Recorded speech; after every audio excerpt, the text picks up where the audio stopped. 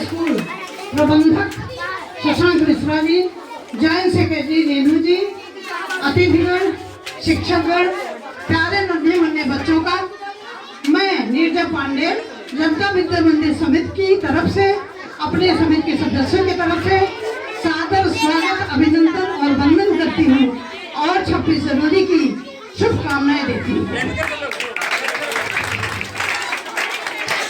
आज हम 76वां गणतंत्र दिवस मनाने के लिए एसकेएम पब्लिक स्कूल के कैंपस में एकत्रित हुए हैं। आज का दिन हमारे लिए केवल एक पर्व ही नहीं है, बल्कि ये हमारे देशवासियों के लिए सम्मान का, देश प्रेम का प्रतीक भी है। 26 जनवरी के दिन हमारे देश में हमारा संविधान लागू हुआ था और उसके बाद से हमारा देश उन नियमों, उन कानूनों पर अग्रसित हुआ। 26 जनवरी गणतंत्र दिवस 26 जनवरी को ही क्यों मनाया जाता है?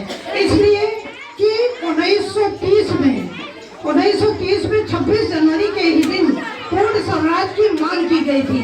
इसीलिए संविधान लागू करने का दिन 26 जनवरी चुना गया। हमारे डॉक्टर भीमराव अंबेडकर जी की अगुवाई में एक समिति का निर्माण किया गया, जिसमें पंडित जवाहरलाल नेहरू, सरदार वल्लभ भाई पटेल, डॉक्टर राजेंद्र प्रसाद आदि विद्वानों ने भाग लिया और सबके सहयोग से हमारा संविधान बनाया गया और 26 जनवरी 1950 में ये लागू किया गया। हमारा देश विश्व का सबसे बड़ा गणतंत्र देश है। गणतंत्र का अर्थ क्या है, इसको छोटे से में हम बताएंगे। गण का अर्थ होता है पब्लिक और तंत्र का अर्थ होता है सिस्टम। वह देश जो पब्लिक के सिस्टम के द्वारा, जनता के द्वारा संचालित हो, उसी देश को गणतंत्र कहते हैं। अब्राहम लिंकन ने बहुत ही सरल शब्दों में बताया था कि जनतंत्र जनता का, जनता के लिए, जनता द्वारा शासन है। गणतंत्र दिवस को हमारे राष्ट्रपति लाल किले से झंडारोहण करते हैं। वैसे तो स्वतंत्रता हमें 15 अगस्त 1947 को ही मिल गई थी। बहुत से वीरों के बलिदान के स्वरूप, उनके प्राणों की आहुति के स्वरूप हमें स्वतंत्रता मिल चुकी थी।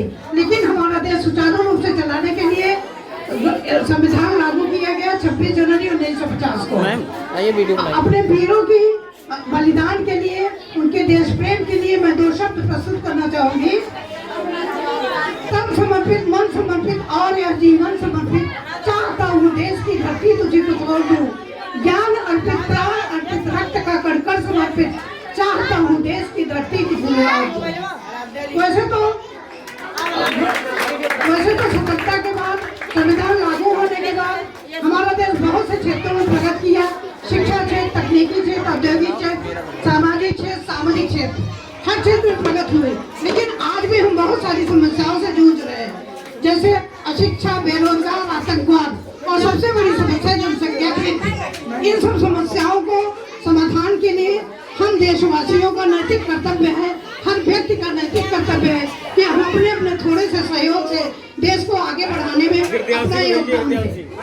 हम शिक्षा के क्षेत्र में है तो शिक्षा, चिकित्सा के क्षेत्र में है चिकित्सा, और अगर नेता हैं या अधिवक्ता हैं तो न्याय के क्षेत्र में छोटे छोटे योगदान से हमारा देश आगे बढ़ सकता है। हम अपने बच्चों को देश प्रेम सिखाएं, आपस में प्यार सिखाएं, तभी हमारा देश आगे बढ़ेगा और हम अपने देश के विकास में अपना योगदान प्रदान करेंगे। जय हिंद, जय भारत।